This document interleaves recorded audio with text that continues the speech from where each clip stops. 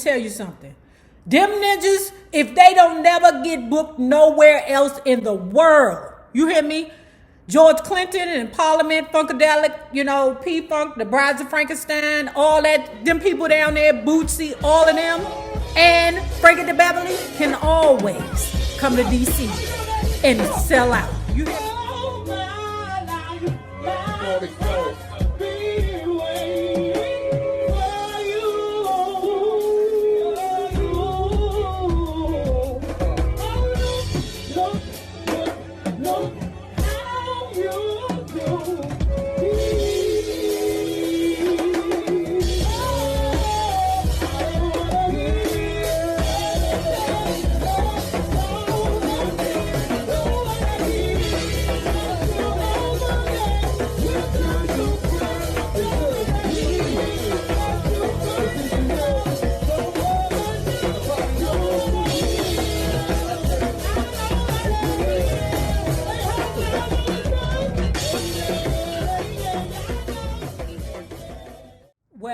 Hello there, love bugs. Hello there, Bellas. If you have not already done so, please remember to like, share, subscribe, and visit uptopbeauty.godaddysite.com.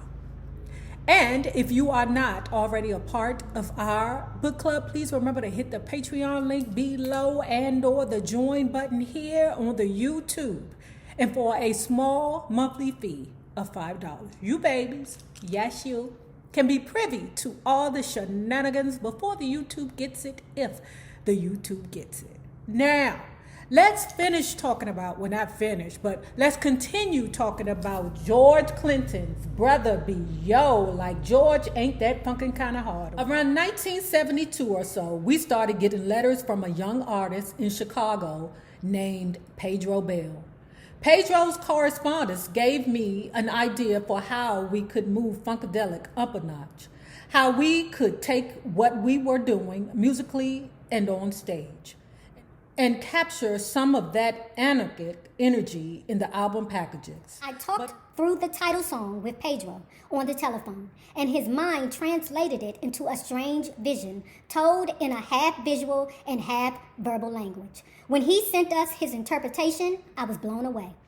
Pedro, I think, passed in 2016 or just recently passed, something like that, and like within the last 5 years. I'm sure of it. Okay? It became the cover art for Cosmic Slop. Even then, Pedro didn't really want to take too much in the way of payment. He had a day job at a bank in Chicago. This man is so oblivious to the power in his pictures that in his mind, he's thinking, well, I'm just writing out my thoughts or, creating my thoughts on paper, okay? His mother said to George Clinton, hey, can you explain that Pedro's creations are realities? Because Pedro's not even understanding how powerful his art is, okay? So it took for his mother to have to say, Clinton, talk to this dude. Let this dude know that he has something special. We were hippies, sure, and we were opposed to the war. Most of the youth were. But we never had anything against the soldiers. None of us did. The only soldiers that I have a problem with is the ones that come home and be one of them crazy ass police officers, because half the motherfuckers can't get jobs outside of the police. You know that, right? As we evolved, other black music icons were in transition. It was a strange time for James Brown.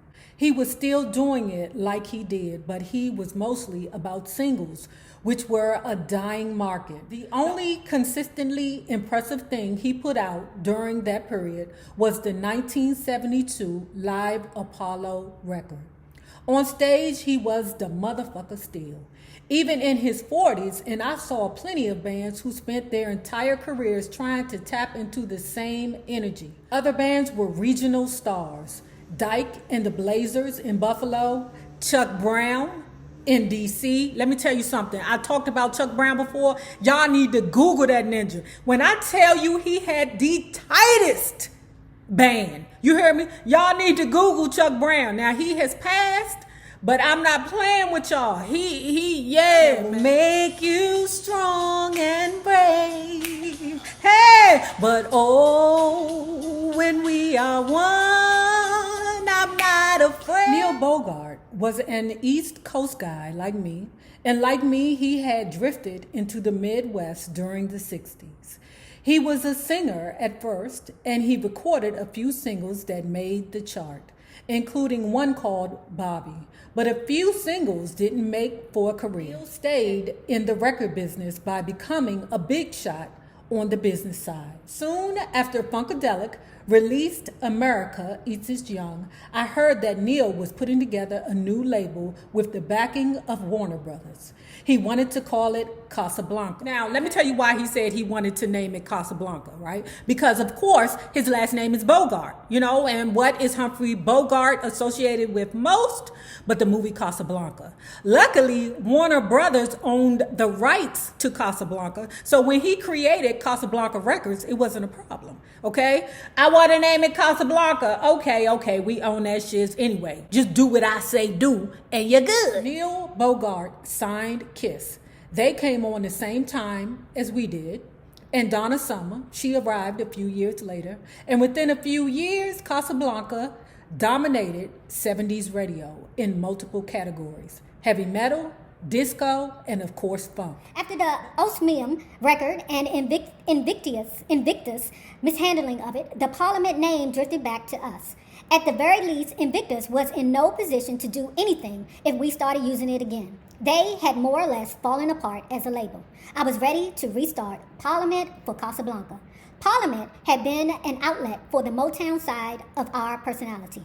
The place where more traditional material went, and Funkadelic had been our chance to stretch out. Now I get it.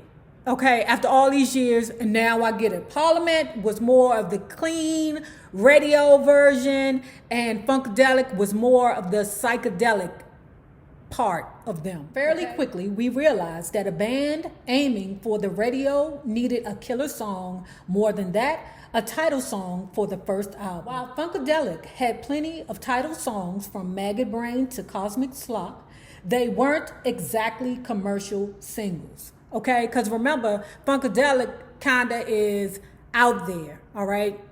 Out there that may not be radio friendly. Listen, all the songs that they play on the radio now, Without a Problem, Throw Baby, and, stuff like that. Fuck the boat, Dry the Yacht, okay? You can play that stuff on the radio. Okay, half the songs listen, we couldn't even listen to Biggie's One More Chance on the radio. Rapping, it was a time that if you was a rapper, they didn't put that hip hop stuff on the radio. Archie Ivy had started as a journalist who first hung out with us during the Maggot Brain years, while he was reporting and working for Soul magazine. Archie became a regular in a P-Funk camp and then a member of the inner circle. Because George Clinton says that, a creative mind runs through so many different things, okay? I understand that because I work for myself. I come up with 100 ideas a night, okay? It's like when I was back in college where I come up with ideas and I have to wake up out of my sleep and write it down because I know that if I don't write it down at that time, I'll forget about it. They all could be sitting around smoking the herb. You know what we should do? We should come up with a character by the name of Sir Nose. Yep, that's what we should do. And because you have Archie Ivy there, he will write it down. Sir Nose. Mm-hmm. So when George Clinton then forgot, Archie Ivy have it all written down, ready, so that George Clinton can expound on whatever thought that he had. Okay, so he became an intricate part to the crew. Okay, because maybe he the only one around there that, not high. I doubt it. When we restarted Parliament for Casablanca, Archie became essential in part because he was the one who wrote down all the crazy ideas and began to organize them into a coherent message. The cover of Up for the Downstroke tries to deliver on an all-day consolidated innovation. It's a blurry photo of me surrounded by a trio of women, and I'm wielding a whip.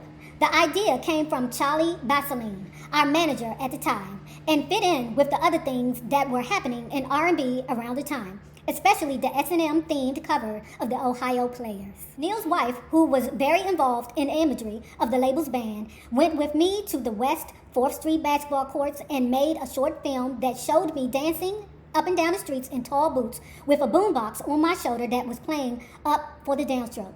Now they show it as a video on YouTube, but at the time, it was a commercial that ran on TV. The single quickly became our first top 10 R&B hit. You heard it everywhere. I think I was in Los Angeles the first time it came on the radio, but the record business was never easy. Just as Neil was putting out the album Casablanca and Warner Brothers had a falling out. Warner was having trouble with the manufacturing side and couldn't focus on promotion and other aspects of the business. So Neil went to Mo Austin, the chairman of Warner's, to complain. After which, Mo released Neil from the deal. Wait, Neil tried it, right? Neil went over there to the big daddy over there at Warner Brothers, what was his name? Mo Austin, and said, listen, I got a problem with y'all, okay? I don't give a heck about what kind of money problems y'all got going on. I got some concerns. Y'all messing with my money, okay? The head dude was like, we messing with your money. We got bigger problems than this. You hear me? As a matter of fact, why don't you get your ass up out of here? We don't need you. Casablanca went out into the world as an independent label. This was great news for freedom, though slightly more worrisome for his finance. The way he handled us on tour was proof of that. We revisited all the spots in the Northeast that were part of our regular circuit, but he also focused on a new set of cities: Chicago, St. Louis, Nashville, and especially Washington, D.C. We love Funkadelic, Parliament Funkadelic. You hear me? In Washington, D.C. We love Frankie DeBeverly and Parliament Funkadelic. Let me tell you something. Them ninjas, if they don't never get booked nowhere else in the world, you hear me? George Clinton and Parliament Funkadelic, you know, P-Funk, the Brides of Frankenstein, all that, them people down there, Bootsy, all of them, and Frankie DeBeverly can always come to D.C. and sell out. Now that he has a hit, you know, a radio hit, get up on the downstroke, hey, everybody get up. I love that song. But anyway, George Clinton is like, what does it mean that we got a hit like Up on the Downstroke? Money.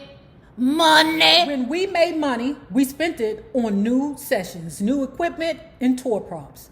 That arrangement seemed to work for everyone. Neil never even minded that we were maintaining our existence as Funkadelic at the same time that we were blowing up as Parliament. See how he able to maneuver with all these different things going on, okay? Because for real, the record labels, I would say, was press. Oh, do what you want to do, Clarence. Do what you want to do, you know? And then before, George Clinton has shown us that, you know, even if they wouldn't allow him to do what he wanted to do in regards to dealing with these different labels, he would find a loophole, okay? And right here, Neil don't give two craps about that they over there doing Funkadelic. Why? Because he's still making them lots of money as Parliament. So in another way to appease Neil Bogart, okay, Neil was sitting in the studio while they're creating, okay? They're creating music for Parliament and Funkadelic. And if there was something that Neil was like, oh yeah, I want that for Parliament, then George Clinton, okay, you can have it. It's for Parliament. That's how they kept Neil at bay. Okay, because Funkadelic pretty much is whatever they want to do. All right, so Neil's like, you give me what I want, and I'll leave y'all alone. Now, if you have not already done so, please remember to like, share, subscribe, and check out uptopbeauty.godaddysites.com. I'm sure we got something there for you. Now, remember this: the same people that you meet on the way up will always be the same people that you meet on the way down. My naysayers, my patron loves. You babies, have a good one.